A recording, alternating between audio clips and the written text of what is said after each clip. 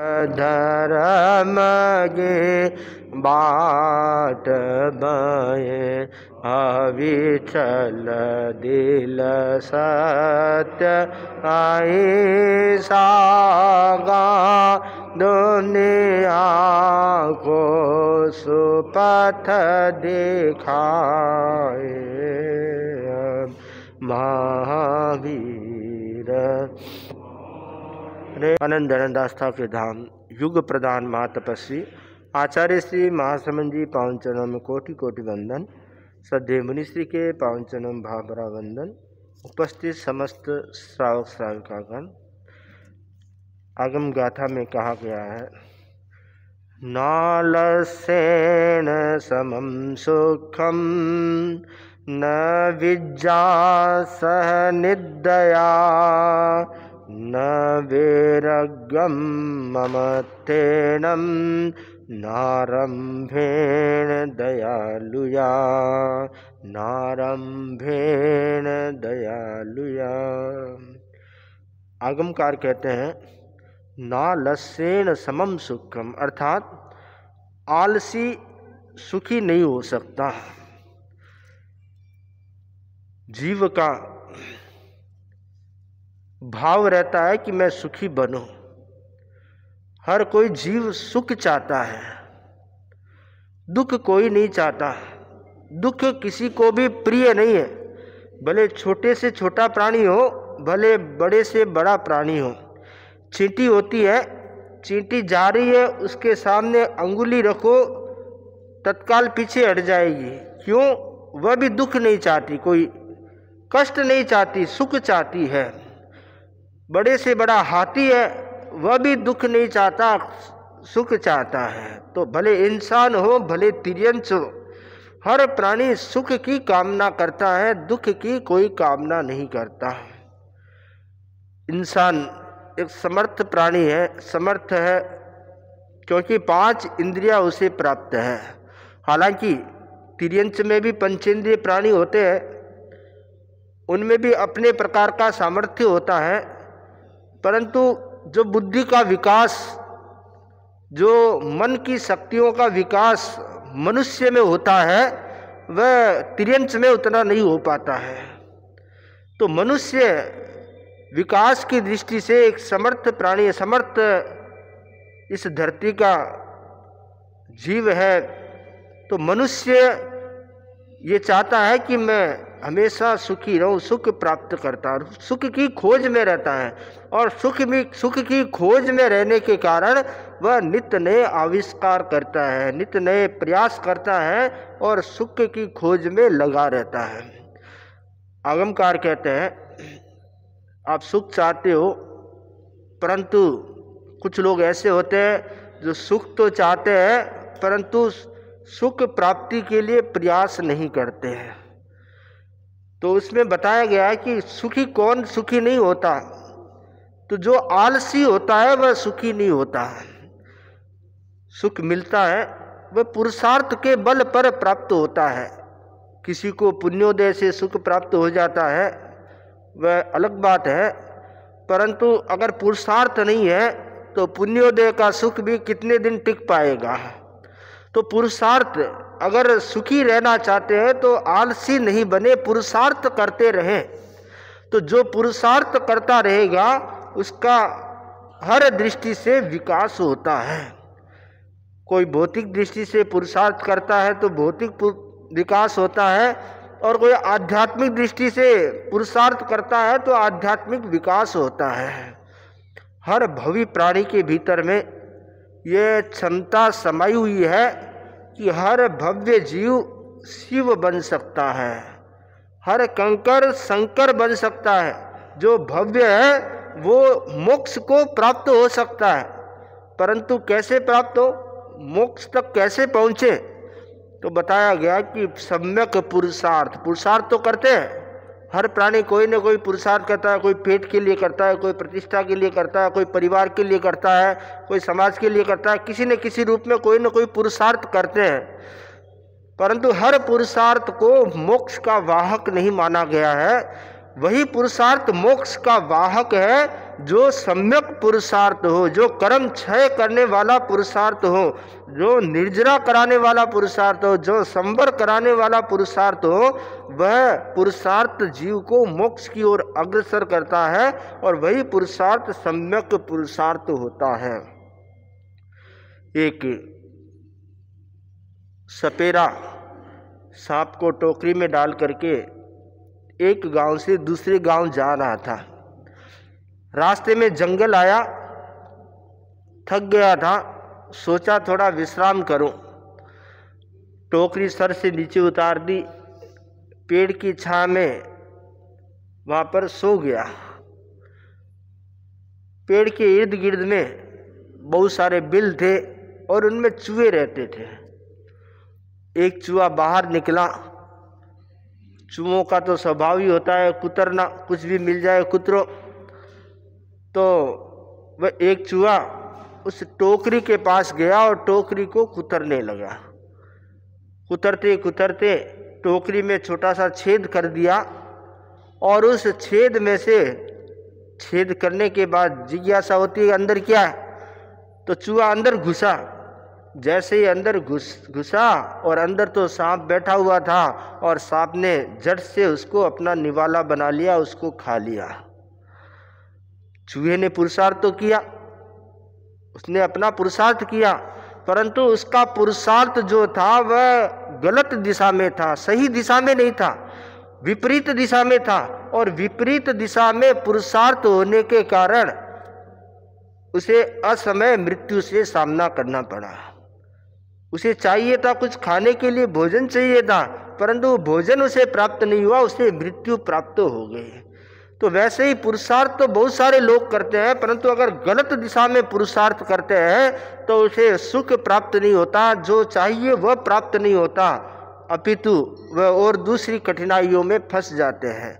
तो पुरुषार्थ को हमेशा सम्यक दिशा देनी चाहिए। अगर सम्यक दिशा पुरुषार्थ को मिलती है तो वह छोटा सा पुरुषार्थ भी बहुत बड़ा परिणाम ला सकता है, बहुत बड़ा कल्याण का मार्ग बन सकता है, पथ बन सकता है। गौतम स्वामी गोचरी के लिए पधारे, बच्चे खेल रहे थे। छोटा सा बालक गौतम स्वामी को देखा तो पास में आया और बोला कि महाराज हमारे घर चलो। घर पधारे और गौतम स्वामी की अंगुली पकड़कर गौतम स्वामी के साथ चला आया। भगवान की देशना सुनी, प्रतिबुद्ध हुआ, घर आकर दीक्षा की बात की। माँ मैं दीक्षा लेना चाहता हूँ।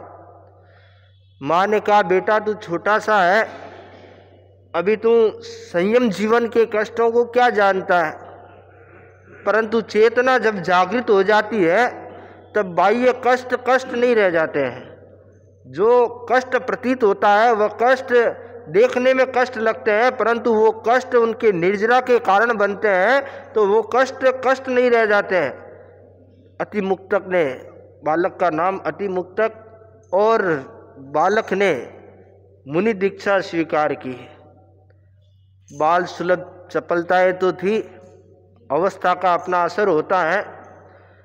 ठंडिल भूमि स्थविरों के साथ गए, बाहर गए, बरसात हुई थी, कहीं गड्ढों में पानी भरा हुआ था और उस गड्ढे में पानी में अपनी पातरी रखकर बोलने लगे मैं तिरू मारी नाव तिरे, मैं तिरू मारी नाव तिरे, तिराने लग गए। स्थविर मुनियों ने देखा, अरे ये साधु बन गया और सचित जल में ऐसे खेल रहा है। आए भगवान के पास, भगवान से शिकायत की कि महाराज भगवान ये बाल साधु तो ऐसे खेल रहा है, पर भगवान तो घट घट के ज्ञाता है, वो तो जानते हैं। भगवान ने कहा कि स्थविर मुनियों, इस बाल मुनि की आसाधना मत करो, ये चरम शरीरी है, ये इसी भव में मोक्ष जाने वाला है। बाल मुनि आए, उन्हें अपनी गलती का भान हुआ, पश्चाताप किया और साधना में लगे, उसी भव में कर्मों का क्षय करके मोक्ष को प्राप्त हो गए। तो कहने का तात्पर्य पुरुषार्थ छोटा सा पुरुषार्थ, छोटे से मुनि का पुरुषार्थ, छोटे से बालक का पुरुषार्थ भी इतना भव्य हो सकता है कि वह जीव को शिव तक पहुंचा सकता है, मोक्ष तक पहुंचा सकता है।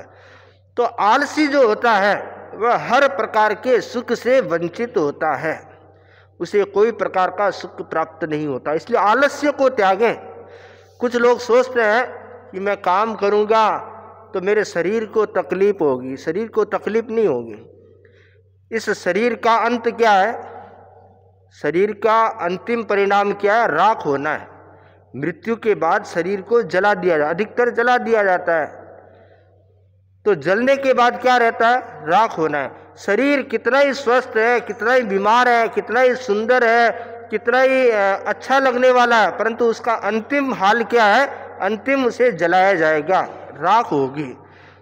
तो शरीर का उपयोग अगर पुरुषार्थ में करेंगे तो वह शरीर सार्थक होगा। और शरीर सिर्फ उसको आलस्यपन में रखेंगे, उसका उपयोग नहीं किया तो भी जलना है, और उपयोग करेंगे तो भी जलना है। तो उपयोग करेंगे तो शरीर की जो महक है, वह पुरुषार्थ की जो महक है, वह पुरुषार्थ की महक आपके चारों ओर वातावरण को सुगंधित करेगी। अपने परिवार में, अपने लोगों में, अपने समाज में जहाँ जहाँ पुरुषार्थ होगा वहाँ पर लोगों के बीच में यश फैलेगा कि ये व्यक्ति आलसी नहीं है, पुरुषार्थी है। और जो व्यक्ति आलसी होगा तो लोग कहेंगे ये काम का नहीं, ये तो आलसी, इसको कोई भी काम दो ये काम पूरा नहीं कर पाता है। तो आलस्य को त्यागना बहुत जरूरी है। जीवन में सफलता प्राप्त करना है तो आलस्य को त्यागना बहुत जरूरी है। जितना पुरुषार्थ करेंगे और सम्यक पुरुषार्थ करेंगे उतनी सफलता हमारे कदमों में होगी, हमारे पास में आएगी। सफलता कोई पेड़ पे नहीं लटकती है, आम की तरह नहीं लटकती है कि हाथ लंबा करके उसको उतार लो। सफलता के लिए कड़ा पुरुषार्थ करना पड़ता है। तो जो कड़ा पुरुषार्थ करेगा और सम्यक पुरुषार्थ करेगा वह अपने जीवन में अवश्य ही सफल होगा, सफलता को प्राप्त होगा। तो यहाँ कहा गया है कि आलसी है वह कभी सुखी नहीं हो सकता। अगर सुखी होना चाहते हो, सफल होना चाहते हो तो आलस्य का परित्याग करो। दूसरी बात जो कही गई है, न विद्या स निद्या, अर्थात निद्रालु विद्या नहीं प्राप्त कर सकता। जो विद्यार्थी है, जो पढ़ना चाहता है, विद्या के लिए कोई उम्र नहीं होती है।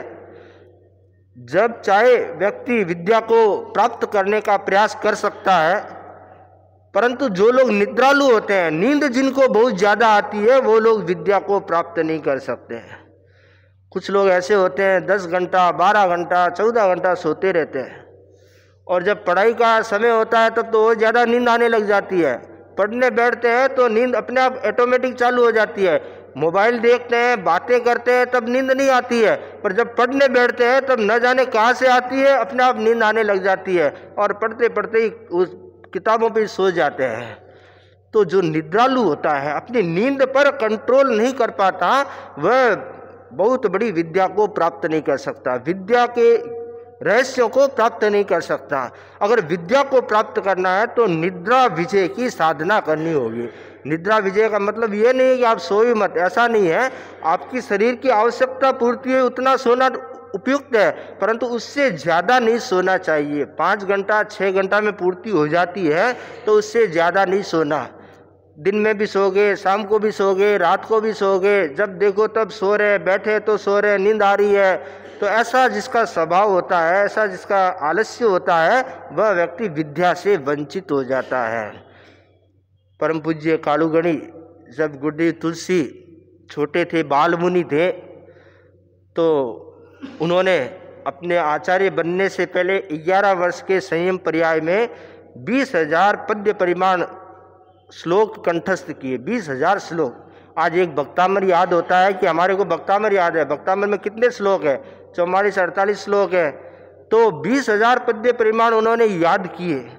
पर पूज्य कालूगणी क्या करते थे, सुबह तुलसी मुनि को जल्दी 4 बजे उठाया जाता, और उठाने के बाद उनको कहा जाता कि जाओ बाहर तारे गिन के आओ।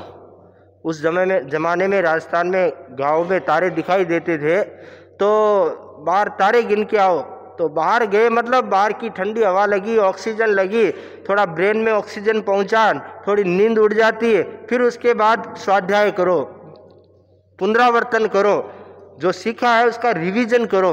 तो ऐसे कर करके उनको इतना ज्ञान सिखाया गया। तो ये परिपाटी जैन साधु साध्यों में प्राचीन काल से चली आ रही है कि ब्रह्म मुहूर्त में उठ करके मुनिषि पुराण है।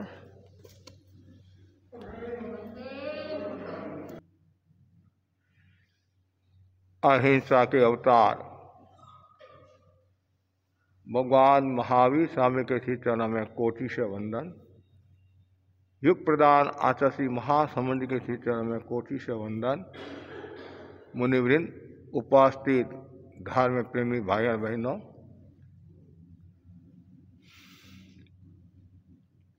प्राकृत साहित्य की महत्वपूर्ण सूक्ति है, विवेको मोक्षो, विवेक ही मोक्ष है। विवेके धम्माये, विवेक में ही धर्म है। दुनिया में अनंता प्राणी हैं। उन सब जीवों में सर्वश्रेष्ठ जो प्राणी है वह है मनुष्य।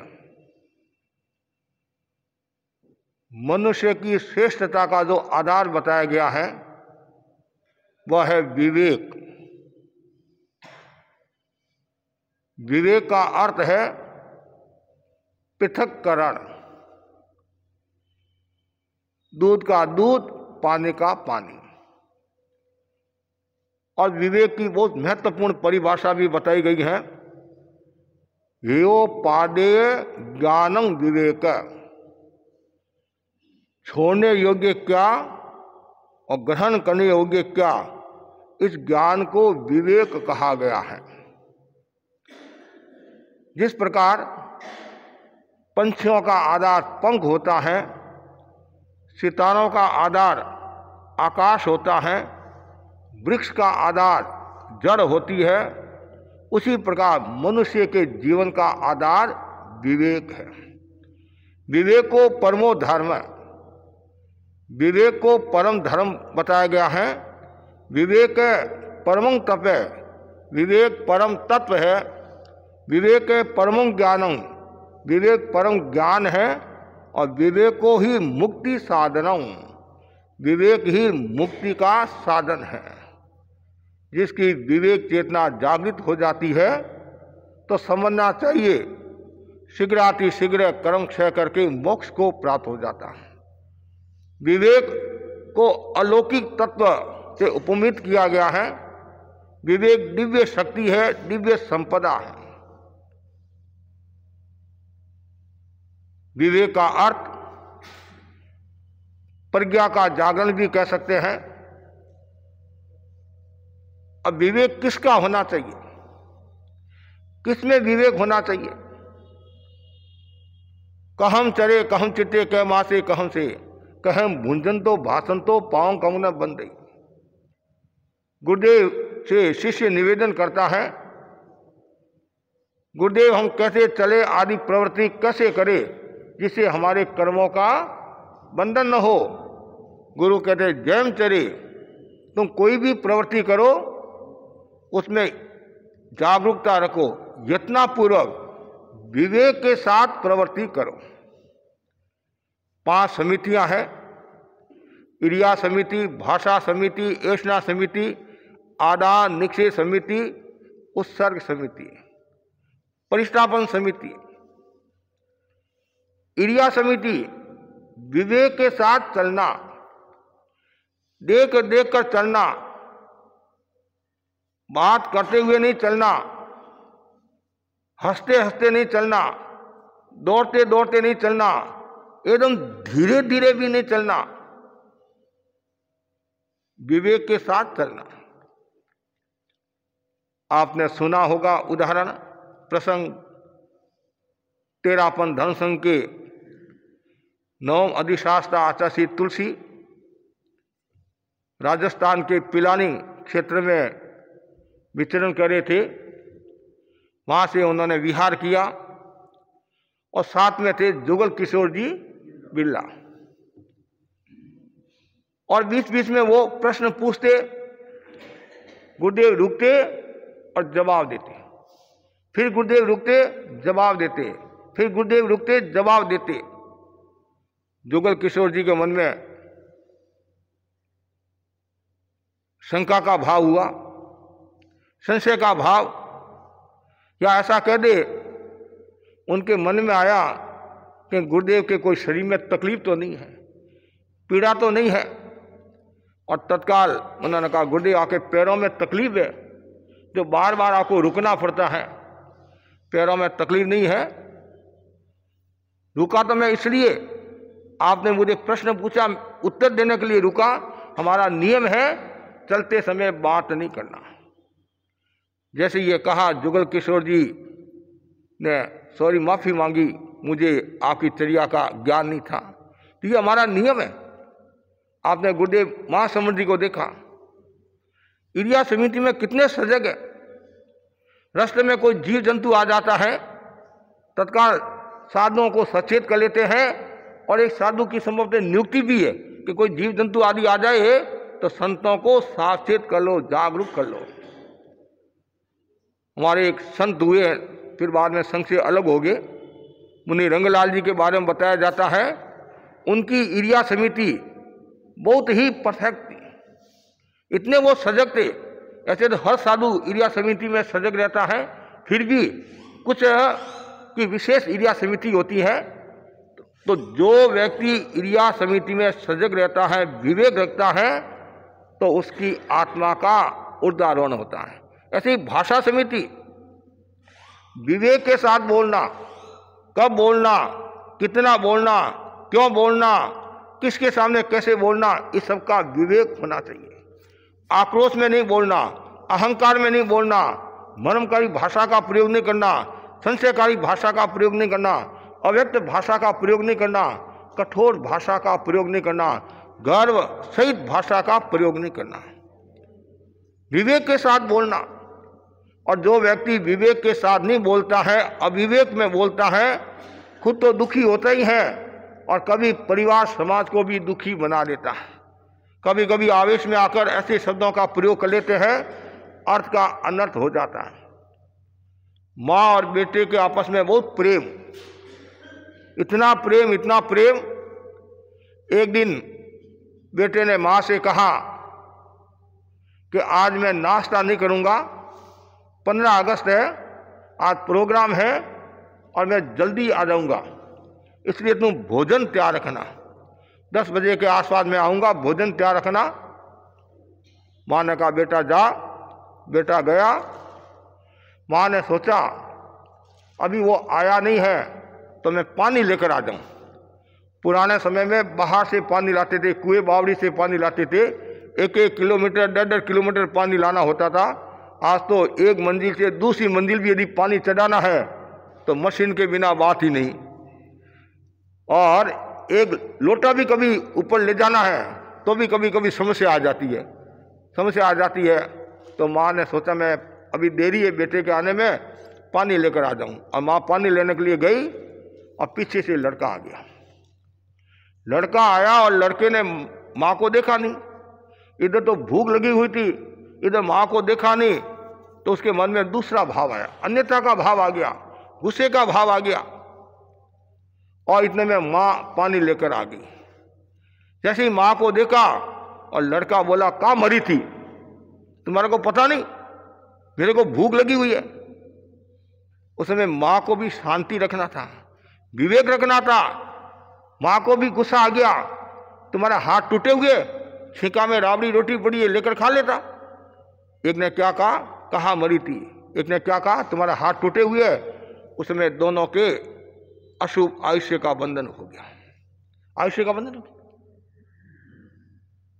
बंधन हुआ और कालांतर में एक लड़का और एक लड़की हुई, अलग अलग स्थानों पर बड़े हुए, यौन की दहलीज पर आरूढ़ हुए, दोनों का संबंध हो गया, सगाई हो गई।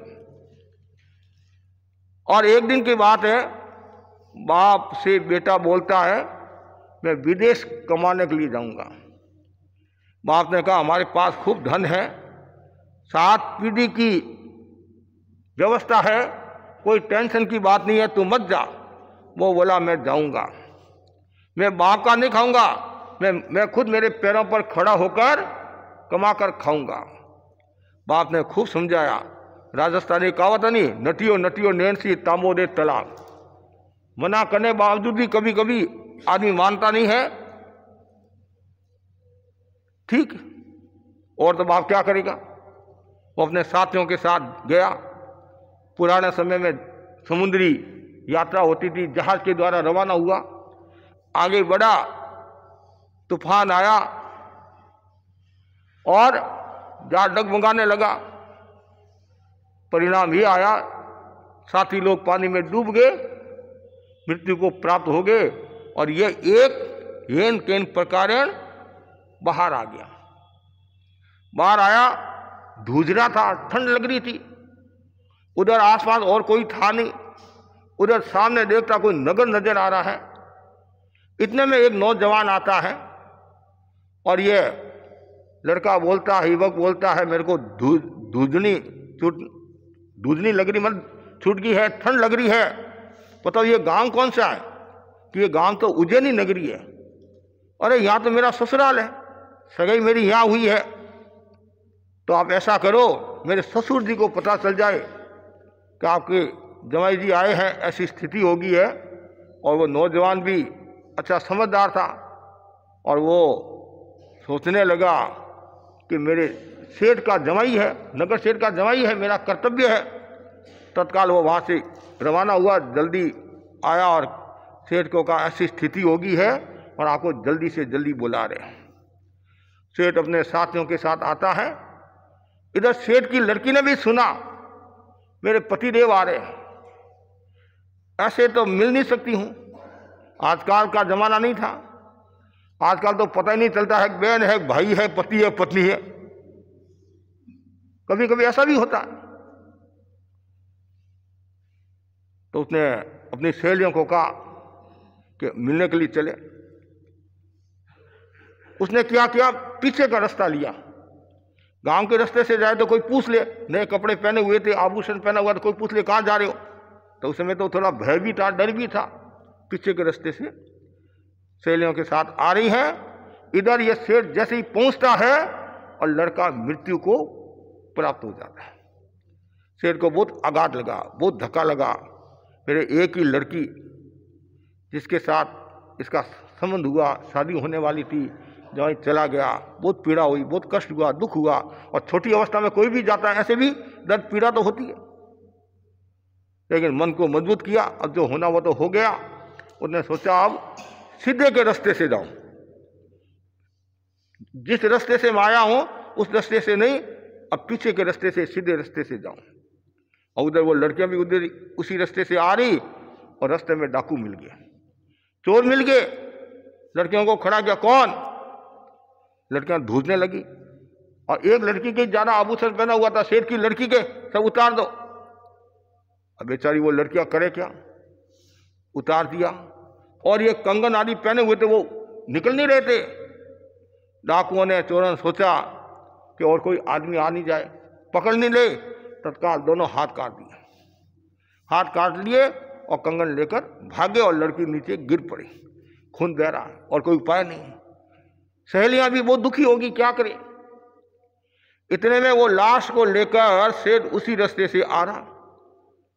जैसे जैसे सेठ नजदीक आ रहा है और सहेलियों ने देखा सेठ आ रहा, तो वो धूजने लगी। अब क्या होगा, क्या होगा, क्या होगा, और डांट पड़ेगी, ये होगा, वो होगा। और नजदीक आते हैं, देखते ये तो सहेलियां मेरी बेटी की, यहाँ क्या करी है। और देखा लड़की तो नीचे पड़ी है, खून बह रहा है। ये क्या हुआ, सारी घटना बताई। लड़की को भी लेकर आए और लड़की का उपचार कराया, थोड़ी ठीक हुई। गांव में संत महात्मा पधारे, प्रवचन सुनने के लिए जाता। किसी भाई ने पूछ लिया कि महाराज सेठ के विपदा आ गई, आपदा आ गई, ऐसा क्या कारण हुआ, लड़के लड़की के एक मर गया, एक के हाथ टूट गए। संत ने अपने ज्ञान बल से बताया कि ये पूर्व भव में दोनों माँ और पुत्र थे। दोनों का आपस में प्रेम था, सौहार्द था, लेकिन वाणी के अविवेक के कारण बोलने का संयम नहीं रहा। एक ने कहा मरी थी, एक ने कहा तुम्हारा हाथ टूटे थे, और जो जैसा बोला वैसा फल मिल गया। एक के हाथ टूट गए और एक मर गया। इसलिए भगवान ने कहा है वाणी का संयम करो, वाणी का विवेक रखो, कब आयुष्य का बंधन हो जाए पता नहीं चलता है। हर पल हर क्षण जागरूक रहना, समयम गोयम आपमाय। हे गौतम तुम क्षण भर भी बर्बाद मत कर, बोलने में विवेक रख। जैसे चलने में विवेक वैसे ही बोलने में भी विवेक रखना चाहिए। तीसरा है एषणा समिति। साधुओं के लिए साधु गोत्री जाए, विवेक के साथ गोत्री जाए, गोत्री करे, विवेक के साथ गोत्री करे, पूरी गवेषणा करे, विवेक के साथ गवेषणा करे, छानबीन करके और फिर गोत्री करे, और उसमें भी विवेक से गोत्री करे। पात्र को पहले देखे, पात्र की प्रतिलेखना करे, अंधेरा तो नहीं है, प्रकाश में पात्र को देखकर फिर गोत्री करे। और उसमें भी और बताया गया है, दातार की भावना देखे तो चतुर नहीं तो मूर्ख। आचार्य भिक्षु ने कहा नहीं, आचार्य भिक्षु ने कहा कोई भी साधु साध्वी गोत्री जाए तो दातार की भावना देखना है, पूरा का पूरा लेकर नहीं आना, और भावना देकर विवेक के साथ गोत्री करना। हमारे संत हुए हैं विद्याचंद जी स्वामी, राम सुख जी स्वामी, चिमन जी स्वामी आदि। एक ही परिवार से 16 दीक्षाएं हुई। सूरवाल, शाही माधोपुर सूरवाल एरिया है, चौथ का बड़वाड़ा, उस एरिया के अभिराशि को नमे राम ने राम सुख जी स्वामी, वो उन्हीं के परिवार के, एक ही परिवार की 16 दीक्षाएं और ऐसे 22 दीक्षाएं। वो सब तगड़े थे, खाने में तगड़े थे, तपस्या में भी तगड़े थे। चिमन जी स्वामी, विद्याचंद स्वामी, और ऐसा कहा जाता है विद्याचंद स्वामी की जो पेड़ था नहीं, ये कमर है 90 इंच, कितनी 90 इंच, और पेट पर पात्री रखकर भोजन करते थे। और ये भी का मतलब शायद 45 इंच बोलते नहीं, 45, और ये 25 का भुजा। इतना उनका शरीर मजबूत था। और वो लोग खाने में भी बहुत होशियार थे, पचाने में भी होशियार थे, दोनों ही बात है। तपस्या आदि भी करते थे। एक बार की बात है कि पूरा सिंगाड़ा चूरू पहुंचा, और चूरू के श्रावक हमारे गुरुमुख राजी कोठारी, अच्छे भक्ति वाले श्रावक थे। उन्होंने संतों से निवेदन किया, गुरुदेव मुनिराज आप विहार करा रहे हो, मेरे रास्ता में घर है, गोत्री की कृपा कराना। संतों ने कहा भाई जैसा अवसर होगा, कि निश्चयकारी भाषा तो बोलते नहीं है, ठीक है। योग ऐसा हुआ, विहार किया, रास्ते में घर आ गया, और गुरुमुख राजी बहुत खुश हुए, बहुत खुश हुए। आज तपस्वी संत आए, संत आए, संत। और ऐसे भी धन संघ का कोई भी साधु साध्वी आता है तो खुशी तो होती नहीं, और व्रत नहीं जाते तो और ज्यादा खुशी होती है। और उलट भावना के साथ बैठा रहे, मेरा भाग संत पधारे, और संत भी उलट भावना के साथ ले रहे हैं। बेराने वाला भी उलट भावना के साथ और लेने वाला भी उलट भावना के साथ। लेकिन फिर क्या, बेराते बेराते शेर शाह की धार पतली पड़ गई। धार पतली पड़ गई मतलब कमजोर पड़ गई। जैसे ही धार पतली पड़ी, संतों ने कहा बस बस बस, ये हमारा नियम है, दातार की भावना देखे तो चतुर नहीं तो मूर्ख। मुनिराज ने गोत्री की, विहार किया, संतों को चलो, और श्रावकों को कहा आप भी सेवा करना चाहते सेवा कर लो। गुरुमुख राज जी आदि श्रावक साथ में थी। काम बार आया, रेत के टिब्बे थड़ी में खूब है, और संतों ने कहा गुरुमुख राज जी थोड़ी देर सेवा कर लो, हम नाश्ता पानी कर ले, आर पानी सल्टा दे। नाश्ता पानी कर लिया, आर पानी सल्टा दिया, और कहा मंगल पाठ सुन लो। मंगल पाठ सुनाया। गुरुमुख राज जी कोठारी बोले महाराज आज तो आपको तकलीफ हुई होगी, मैंने ज़्यादा बहरा दिया। तो संत भी फकड़ते। उन्होंने कहा भाई अभी तो नाश्ता पानी हुआ है, आर पानी तो अगले गांव में करेंगे, अरे तो महाराज कृपा कराते, अरे हम तो कृपा कराने के लिए आए, तुम्हारी धार पतली पड़ी है, उसका हम क्या करें? महाराज मैंने तो सोचा आपके तकलीफ नहीं हो तो उसकी तू क्यों चिंता करे, वो तो हमारे को चिंता करनी। बहुत पश्चाताप हुआ। ये दातार की भावना, ये है विवेक। बहुत सावधानी रखनी पड़ती है, सूझता असूझता में भी बहुत ध्यान रखना पड़ता है, बहुत जागरूकता रखनी पड़ती है, कहीं दोष न लग जाए। ऐसे आधार निक्षेप समिति, साधु कोई भी वस्त्र पात्र आदि रखता है, विवेक के साथ रखना। स्थान का प्रतिलेखन करना, कोई जीव जंतु आदि तो नहीं है। दोनों समय हम पलेवना करते हैं, क्यों करते हैं? कोई जीव जंतु आदि हमारा नियमचर्या, कोई खून लगा हुआ तो नहीं है। खून लगा हुआ है तो असजाय हो जाती है, स्वाध्याय आदि नहीं होता, आगम।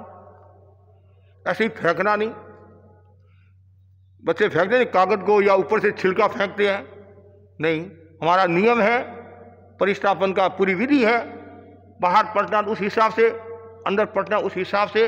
और कागज आदि है तो वो भी ऐसे नहीं पढ़ते हैं, हाथ का लिखा हुआ है तो क्या करते हैं, उसको भिगो देते हैं, उसका लाडू बना देते हैं। लाडू बनाया, फिर कोई स्थान पढ़ने का है वहाँ पढ़ देते, नहीं तो हमारी जो विधि है उसी के हिसाब से हम परिष्टापन कर लेते हैं, वो से कर लेते हैं। बहुत सावधानी रखनी पड़ती है, पूरा विवेक रखना पड़ता है कि कपड़ा कहाँ रखा, कैसे रखा है।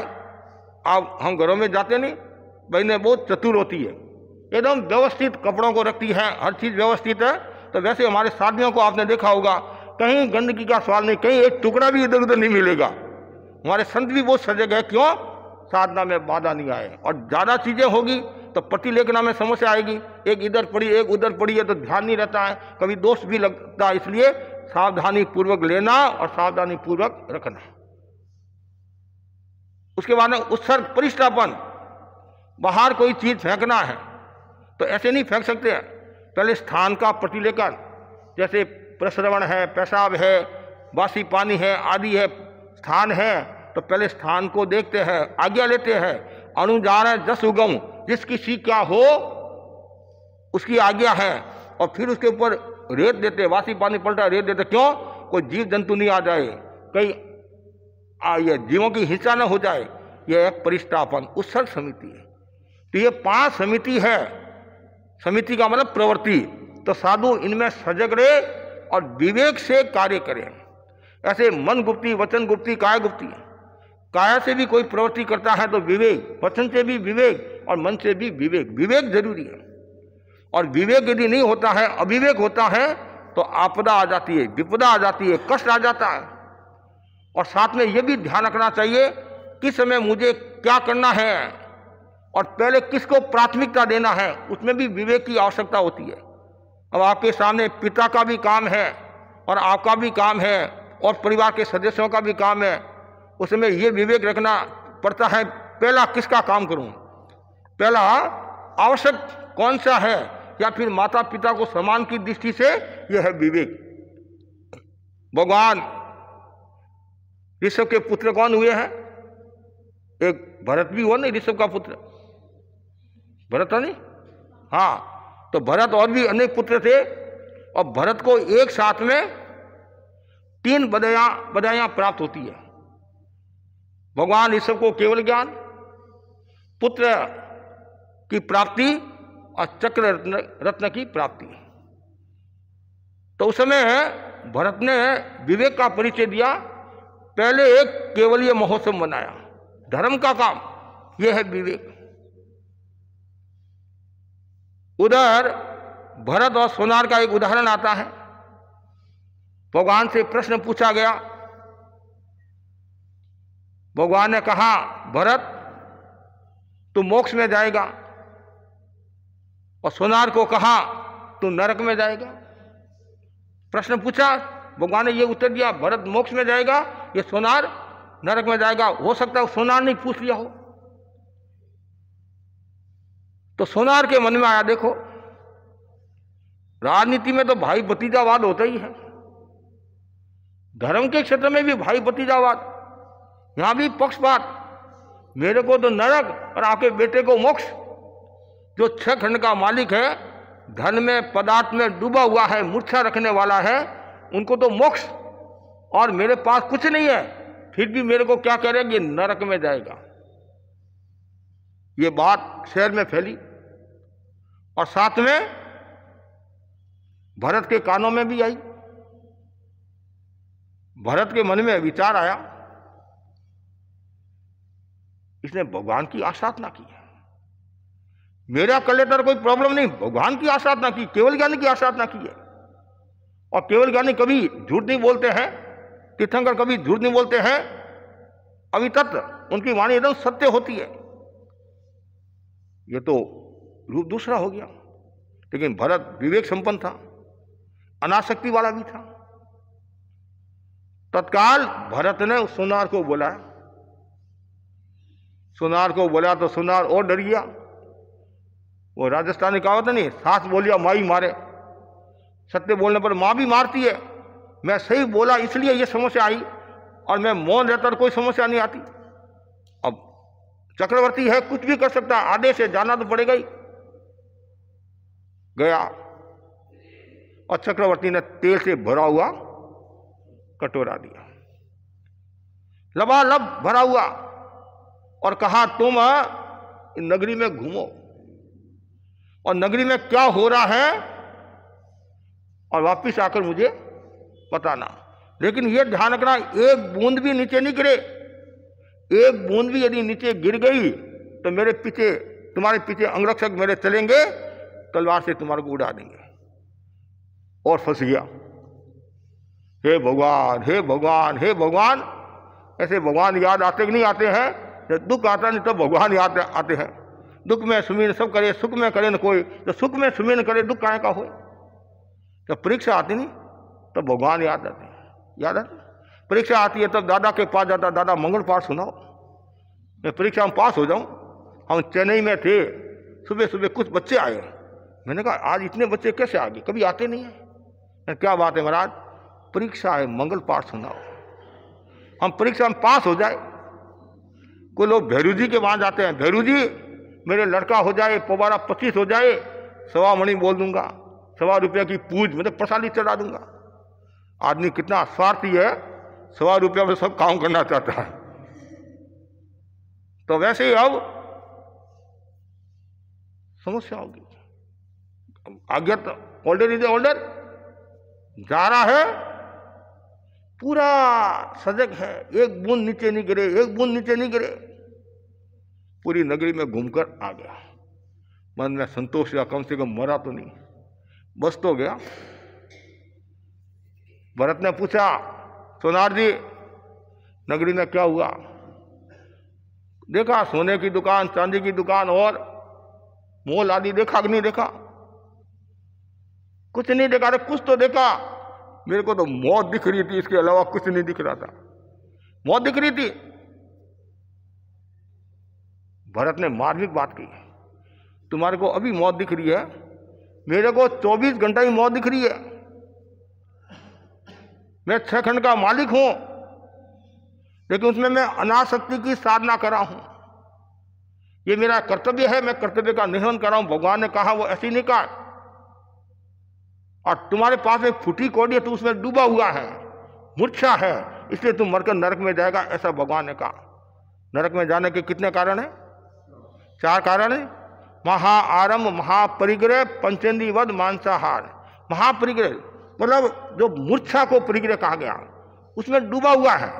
जैसे ममन सेठ, सागर सेठ का उदाहरण आता नहीं, वो उसमें डूबे हुए थे, उसके कारण वो मरकर नरक में गए। सोनार को भी बोध हो गया होगा, गलती महसूस होगी। लेकिन भरत की विवेक चेतना कितनी जागृत थी। और विवेक चेतना किसकी जागृत होगी? जो अनासक्ति का जीवन जीता है, उसकी विवेक चेतना जागृत होती है। यह सबसे महत्वपूर्ण बिंदु है। अनासक्त का भाव होना चाहिए। आप कोई भी प्रवृत्ति करो, भोजन बनाओ, बोलो, खाओ, पियो, सो, सब में अनासक्ति का भाव, विवेक का भाव होना चाहिए। आप भोजन बना रहे हो, यदि आप रस लेकर भोजन बना रहे हो, स्वाद के साथ भोजन करे हो, स्वाद के साथ और कोई प्रवृत्ति करे हो, शरीर को सजा रहे हैं, श्रृंगार, तो सारा का सारा कर्म बंधन का कारण हो जाएगा। क्यों? वहां अविवेक हो जाता, कभी कभी अविवेक भी होता। प्रमाद हुआ, हिंसा हुई, सारा अविवेक। इसलिए ज्ञानी जन कहते हैं तुम कोई भी प्रवृत्ति करो उसमें विवेक चेतना का भाव होना चाहिए। विवेक चेतना, और क्या मेरे लिए करणीय है, क्या अकरणीय है, क्या छोड़ने योग्य, क्या ग्रहण करने योग्य है, क्या जानने योग्य है, इसका पूरा विवेक जरूरी है। और इसका यदि विवेक नहीं होता है तो फिर व्यक्ति आत्मा का उत्थान नहीं कर सकता है। इसलिए कहा गया चेतना के जागरण का अर्थ है विवेक का जागरण। बस चेतना जागी तो समझना चाहिए विवेक का जागरण हो गया, प्रज्ञा का जागरण हो गया।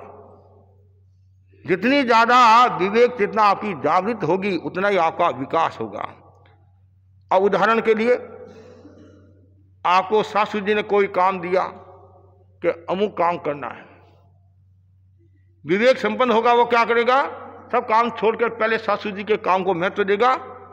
और आप यदि सोचते हैं सासू ने काम बढ़ाया 5-10 मिनट बाद में कर लूंगा या कर लूंगी, तो उस समय कभी कभी इमरजेंसी होता है और उसको हम गौण कर लेते हैं तो अर्थ का अनर्थ हो जाता है, वो अविवेक है। गुरुदेव तुलसी के शासन काल में एक संत हुए मुनि कनक, महाराष्ट्र के थे, मणि कन्यालाल जी और कनक बाप बेटे दोनों ने दीक्षा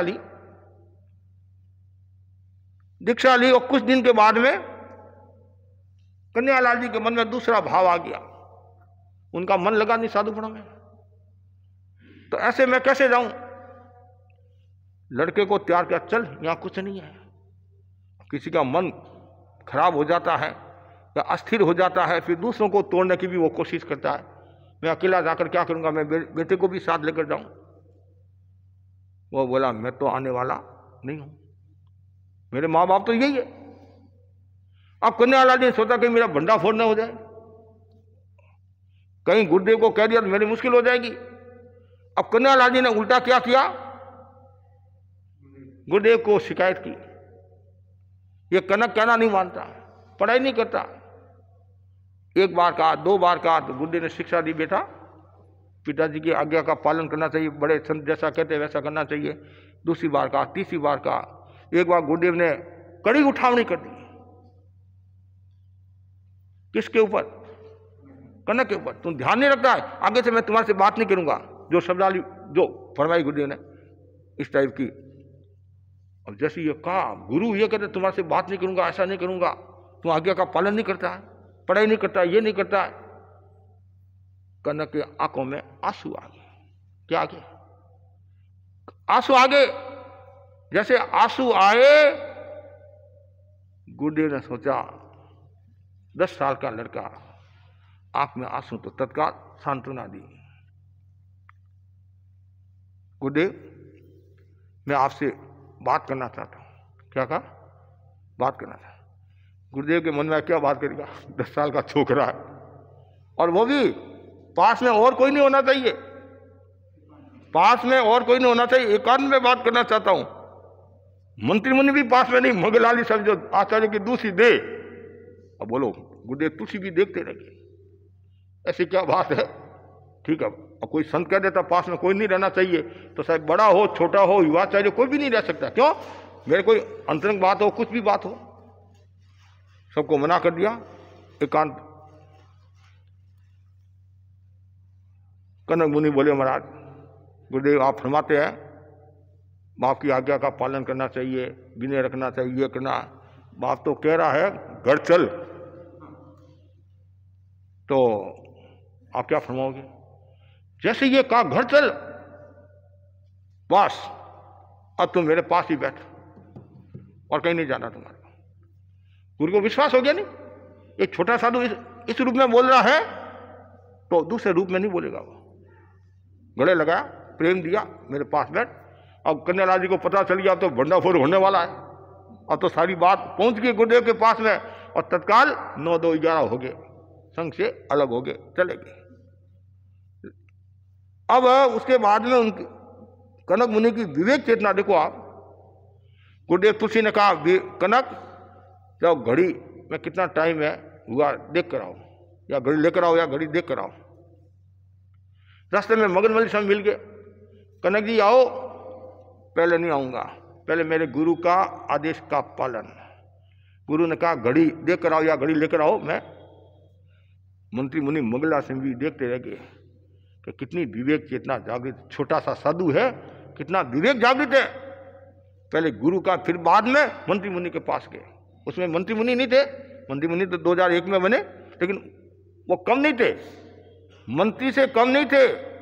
सरदार शहर के सेठ ने कहा था नहीं, मंत्री मुनि को पढ़ाई में कितना खर्चा हुआ, 12 आना, 75 पैसा 12 आना। 12 आना में तुम वजीर हो गए, मंत्री हो गए, और 1 रुपया खर्चा करते तो कहाँ पहुंच जाते तुम। तो उनके पास इतना दिमाग था, मगन लाल जी स्वामी के पास में बहुत दिमाग, और इतने विवेक संपन्न थे, कहाँ कब कैसे बोलना। जब गुरुदेव यात्रा की बात आई और मंत्री मुनि ने अर्ज की, गुरुदेव मैं तो वृद्ध हूं और आप मेरे भरोसे कब तक यहाँ बैठे रहोगे, आप तो जवान हो, यात्रा करो। तो गुरुदेव ने सबसे पहले जयपुर की यात्रा कराई, 12 वर्ष तक थली में रहे, और चातुर्मास कहाँ कराना। अब गुरुदेव के मन में आया, मैं मंत्री मुनि का चातुर्मास कैसे घोषित करूं, वो तो मेरे गुरु के मतलब सहपाठी और फिर मगवा गणि के हाथ के दीक्षित है, महान आत्मा है, और गुरुदेव बहुत सम्मान देते थे, बहुत सम्मान देते थे। आप फरमाओ, सवाल ही नहीं, संघ का नियम है। आखिर गुरुदेव ने अपने सिर मुख से समासा फरमाया सदा से, तब जाकर उनको शांति, जो हमारे गुरु है। और इधर कालुगुणी के समय की बात आती है, धन्ना जी उनकी माँ का नाम था, वृद्ध हो गए, थानापति बैठा दिया। तो कालुगुणी ने कहा एक साध्वी जी की और व्यवस्था कर ले, एक्स्ट्रा इनके लिए नहीं, यहाँ की जो व्यवस्था है वैसी ही व्यवस्था चलेगी, दूसरी नहीं चलेगी। या धनजी मंजी की बात नहीं है, या संघ की व्यवस्था की बात है। कल ऑब्जेक्शन होगा कि मगन जी के माँ के लिए व्यवस्था हो सकती है, तो धनजी के माँ के लिए व्यवस्था क्या नहीं हो सकती है। विवेक चेतना कितनी उनकी जागृत थी। चांदमल स्वामी जयपुर के थे, और वो कुछ न कुछ कमियां निकालते रहते थे, मनुष्य का स्वभाव। एक दिन मंत्री मुनि ने कालुगुणी राज को निवेदन किया, हमारे धर्म संघ में टॉप टॉप के कवि है, लेखक है, वो है, ऐसे है, और ये चांदमल स्वामी डिंगल पिंगल भाषा के जानकार थे। डिंगल पिंगल भाषा आपने नाम सुना होगा, डिंगल पिंगल भाषा के जानकार थे। इनकी जो कविता आदि का संग्रह हो जाए तो संघ के लिए उपयोगी होगा, संघ के लिए उपयोगी होगा। और जैसे ही वो साथ में आए, ग्रुप में आए, कमरे में आए, एक संत ने कहा, गुरुदेव मुनिराज क्या बात करते आप, वो तो आपकी आलोचना करते हैं चांदमल स्वामी, और आप सिफारिश करते हो। अरे भोड़ा, न चांद जी ने जाने न मगन जी ने जाने, उसको जानेंगे कि इस धर्म संघ में ऐसे ऐसे कवि हुए हैं जो डिंगल पिंगल भाषा के जानकार थे। सामने वाला साधु चुप हो गया, उनकी विवेक चेतना कितनी जागृत थी। तो यही तो धर्म है। उसमें यदि अपना आदमी स्वार्थ देखने लग जाए तो वो विवेक संपन्न नहीं है, वो अविवेक है। और जो परमात्मा की चेतना का विकास करता है और दूसरों के हितों की सुरक्षा करता है, तो समझना चाहिए वो विवेक संपन्न व्यक्ति है। कभी कभी हम देखते हैं, घरों में भी देखते हैं और बातों में भी देखते हैं, आदमी अपना स्वार्थ देखता है, मैं पिया मेरा बैल पिया कुआ चाहे डे, तो ये विवेक संपन्न चेतना नहीं कहलाएगी। जो दूसरों के हितों की भी सुरक्षा करता है, ऐसे ऐसे लोगों को भी देखा है, खुद तकलीफ में, खुद पीड़ा में है, लेकिन मेरे जोक से दूसरों को तकलीफ नहीं आए, पीड़ा ना आए, कष्ट ना आए, कोई बात नहीं, मेरा भाई तो है, ये विवेक चेतना है। तो इसलिए भगवान ने कहा है कि जो व्यक्ति विवेक चेतना का विकास करता है उसका बेड़ा पार। और यहां भी बताया गया है, विवेक को चक्षु कहा गया, तीसरी आंख बोलते हैं, तीसरी आंख। और तीसरी आंख किसकी खुलती है? जो विवेक संपन्न होता है उसकी तीसरी आंख खुलती है। जिसके विवेक जागृत नहीं होते हैं, जिसके विवेक चक्षु जागृत नहीं होते हैं, वह आंख होते हुए भी बुद्धि से अंधा है, वह आंख होते हुए बुद्धि से अंधा है। इसलिए विवेक चेतना का जागरण जरूरी है। और कहा भी गया है, मानुष ताई जानिए जामे बिने विवेक, मानुष ताई जानिए जामे बिने विवेक, बिनु सत्संगत विवेक न होई। दो बातें बताइए। पहला तो है, सत्संगत भी कौन करेगा? जिसकी विवेक चेतना जागृत है वह सत्संगत करेगा, और जिसकी विवेक चेतना जागृत नहीं है वो क्या सत्संगत करेगा। दूसरा है मानुष ताई जानिए जामे विनय विवेक। मनुष्य किसको जानना? जिसके भीतर में विनय और विवेक है वो मनुष्य, नहीं तो वो पशु के समान है। आकृति से वो मनुष्य है, प्रकृति से वो मनुष्य नहीं है। आकृति से सब मनुष्य है।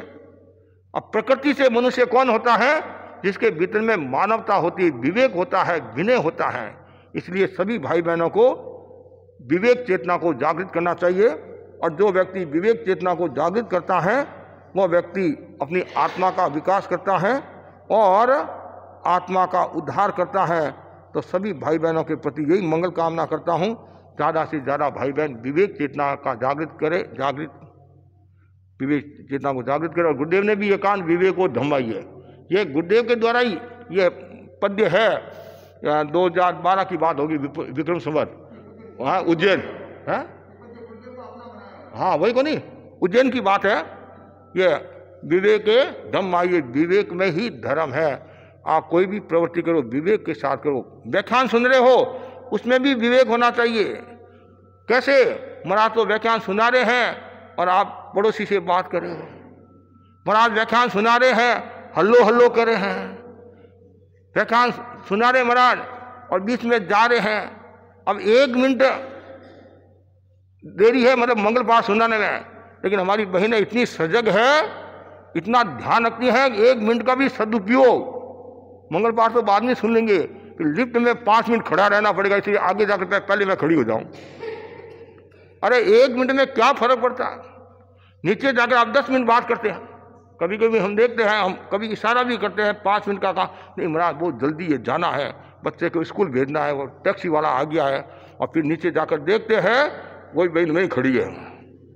हमने वहाँ एक गांव में कहा, वो संध्या का समय था, प्रतिक्रमण का समय, वंदना हुई तो लड़कियों को मैंने कहा प्रतिक्रमण कर लो, प्रतिक्रमण कर लो।